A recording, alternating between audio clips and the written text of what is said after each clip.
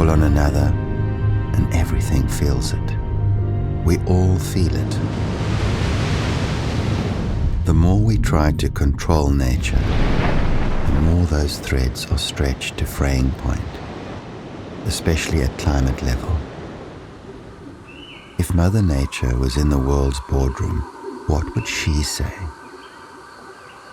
Do I have a seat at this table? I am, after all, the biggest shareholder. I ask all of you directors to see clean rivers as the veins in your bodies, oceans as the air that you breathe, and our beautiful landscapes as tapestries of hope.